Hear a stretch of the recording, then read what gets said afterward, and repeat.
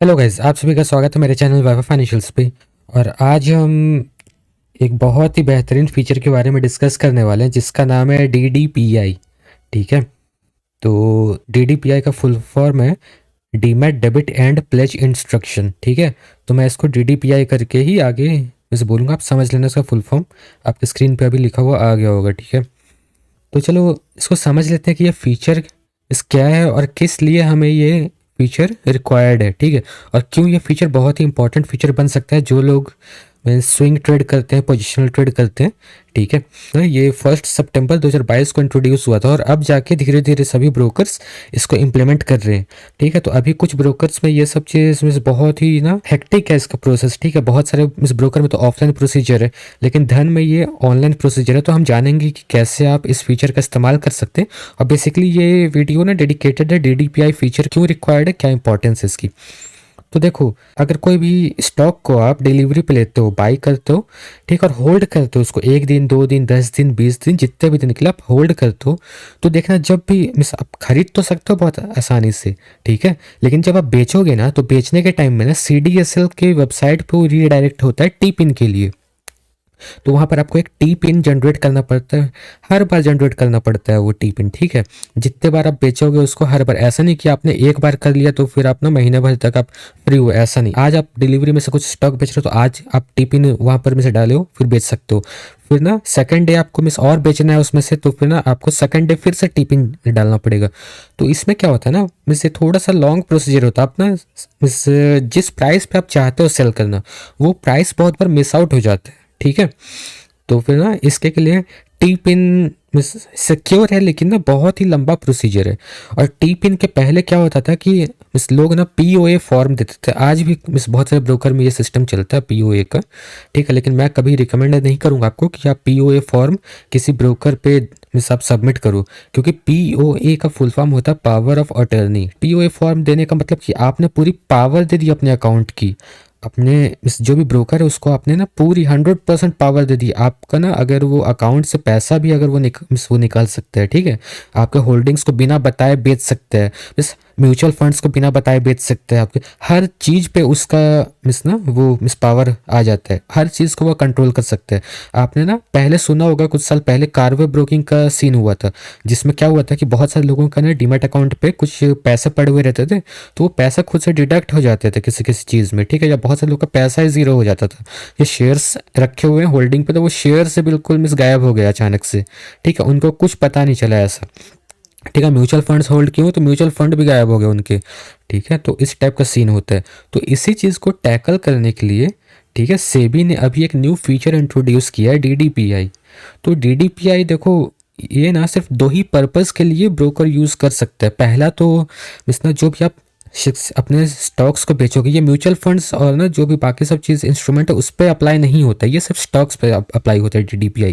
तो जो भी आपके होल्डिंग्स है, जब आप बेचोगे तो डायरेक्टली आप बेच पाओगे अब। ठीक है, आपको कोई टीपिन की ज़रूरत नहीं रहेगी, ना कोई POA फॉर्म की ज़रूरत रहेगी। तो ये आप ये चीज़ कर सकते हो। और सेकंड चीज़, आप प्लेज बहुत आसानी से कर सकोगे। जब आप प्लेज करोगे तो टिपिन की ज़रूरत पड़ जाती है आपको। ठीक है ना, और मैं बताता हूँ कि कहाँ कहाँ ज़रूरत पड़ती है। अगर आप ना फॉरएवर ऑर्डर लगाते हो, कोई भी ऐसी ऑर्डर जो जब तक प्राइस आपका न मिले वो एक्टिवेट रहता है, जैसे कि GTT ऑर्डर आप लगाते हो।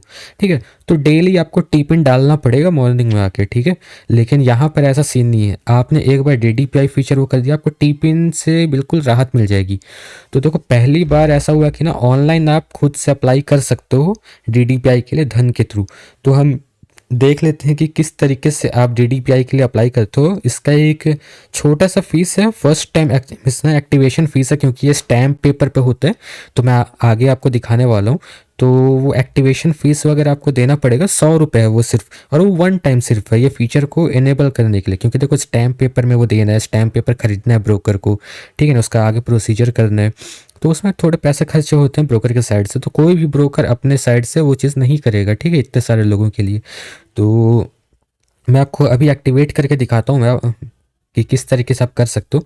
देखो, अगर आप धन वेब यूज़ कर रहे हो तो सेम प्रोसीजर जो मैं बता रहा हूँ आपको जाना है, मनी पे जाना है, ठीक है। और अगर आप धन मोबाइल पे हो तो देखो साइड पे में मिस मैंने आपको शो कर दिया कि मिस धन ऐप के थ्रू आप किस तरीके से एक्टिवेट कर सकते हो, तो उसको भी आप गौर से देखना, जिस भी प्लेटफॉर्म पे आप हो उसको गौर से देखो।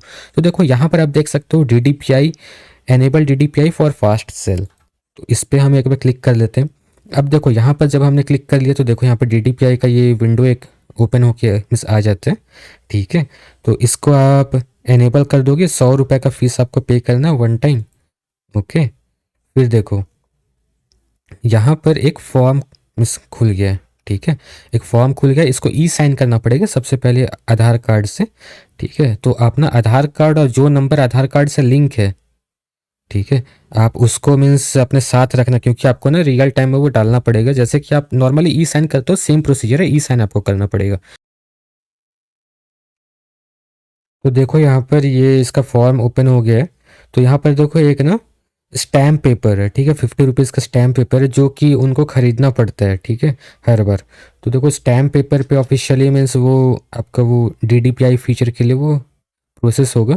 तो यहाँ पर आपको ई साइन करना पड़ेगा। बहुत सारे ब्रोकर में ये ऑफलाइन भी है कि ऑफलाइन आपको मीन्स फॉर्म सबमिट करना है, वो स्टैम्प पेपर पे वो करवा के काम, ठीक है, नोटरी वगैरह जो भी होगा वो करवा के आपको वो करना पड़ेगा। लेकिन यहाँ पर आपका मीन्स ना बहुत ही ईज़ी है, मीन्स ना बहुत ही ईजी है आपका ये चीज़ करना। अब देखो यहाँ पर ये बोल रहा है प्रोसेस करने के लिए इसको टिक कर देना है, फिर साइन डॉक्यूमेंट आपको कर देना है, ठीक है।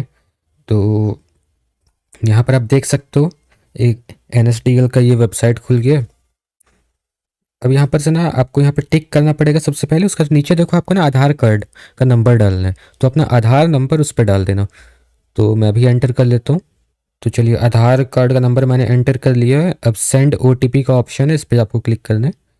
फिर आपके रजिस्टर्ड मोबाइल नंबर पे एक OTP आएगा, तो उस OTP को आपको यहाँ पर एंटर करना है।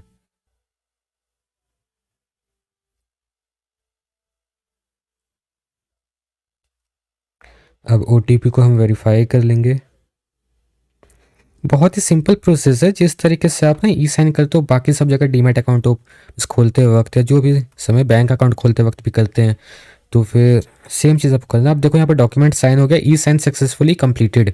यहाँ पर हमारा हमारे एंड से DDPI फीचर के लिए प्रोसेस इनिशिएट हो चुका है और कंप्लीट भी हो चुका है, ठीक है। तो यहाँ पर ये ऐसा दिखा रहा है कंप्लीटेड। अब देखो यहाँ पर अपना धन के उस पे पेज पे आओगे तो यहाँ पर देखो एक आपका टैब खुला हुआ है। इस टैब में देखो एनेबल DDPI ऑन धन। तो देखो यहाँ पर क्या लिखा हुआ है, enable DDPI work in progress, ठीक है।